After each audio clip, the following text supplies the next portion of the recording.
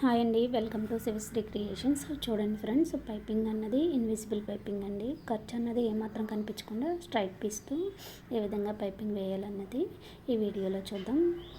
దానికోసం మనం ముందుగా 1.5 ఇంచు క్లాత్ అన్నది తీసుకొని దానికి థ్రెడ్ అన్నది క్లాత్కి మధ్యలో స్ట్రైట్ పీస్ అండి. ఇది నాకు చీరలో ఉన్న స్ట్రైట్ పీస్ని తీసుకుని నేను పైపింగ్ అన్నది వేస్తున్నాను. మధ్యలో థ్రెడ్ అన్నది పెట్టి దాని పక్కనే స్టిచ్ పడేటట్టు, థ్రెడ్ పక్కనే స్టిచ్ పడేటట్టు అన్నది మనం స్టిచ్ అన్నది వేయాలి.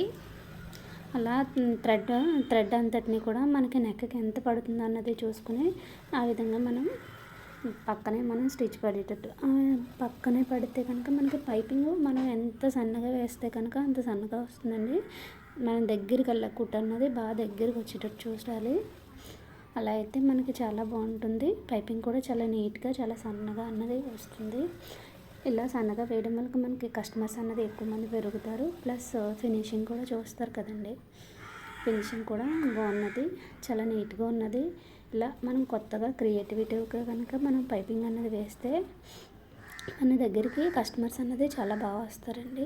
చూడండి ఎంత సన్నగా వచ్చిందో పైపింగ్. ఇది డార్క్ కలర్ వల్ల మీకు అంతలా కనిపించట్లేదు.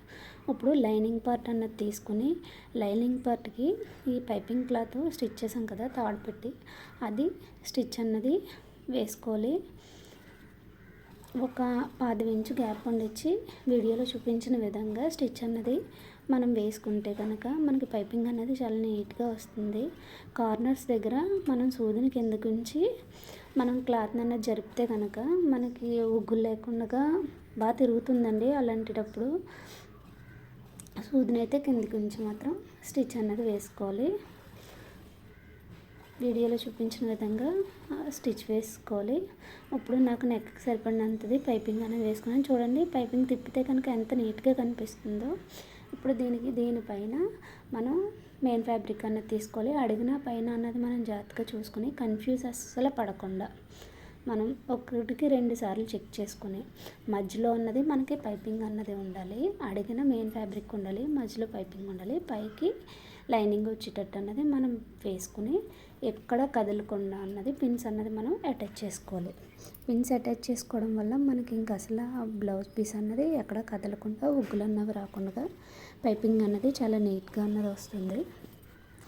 ఇప్పుడు ఇందాక ఎలా 15 ఇంచు గ్యాప్ ఉండొచ్చి స్టిచ్ అన్నది వేసుకున్నాము, సేమ్ అదే విధంగా 15 ఇంచు గ్యాప్ ఉండేటట్టు మనకి తగులుతుంది కదండి తాడు అన్నది, ఆ రోపు తెలుస్తుంది కదా, రోపు దాటకుండా వెళ్ళకుండా ఉండేలా స్టిచ్ అన్నది వేసుకోవాలి.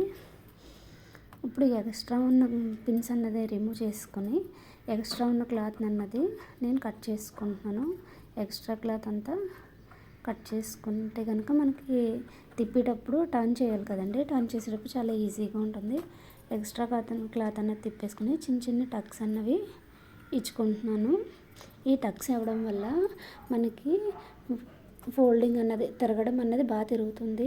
చూడండి ఎంత బాగా తిరిగి పైపింగ్ అన్నది వస్తుంది. దానిపైన ఒక చిన్న స్టిచ్ అన్నది వేసుకుంటే సరిపోతుందండి. పైపింగ్ చాలా నీట్గా వస్తుంది. దీనికి హెమ్మింగ్ అవసరం లేదండి, ఖర్చు కూడా కనిపించదు. చాలా నీట్గా పర్ఫెక్ట్గా అన్నది వస్తుంది ఇలా వేయడం వల్ల. దీనికైతే మాత్రం మనం పాదం మాత్రం 3-in-1 పాదం అని ఉంటుంది. ఆ పాదం అయితే యూజ్ చేస్తున్నానండి నేను. ఆ పాదం వల్లే ఇంత సన్నగా ఇలా పైపింగ్ అన్నది వస్తుంది. నార్మల్ పాదంతోనే వస్తుంది, కానీ ఇదైతే ఇంకా ఈజీగా ఉంటుంది, కష్టపడక్కర్లేకుండా 3-in-1 పాదం అయితే. వీడియో నచ్చినట్టయితే కనుక లైక్ చేయండి. ఫస్ట్ టైం ఎవరైనా నా ఛానల్ చూస్తుంటే కనుక సబ్స్క్రైబ్ చేసుకోండి. Okay friends.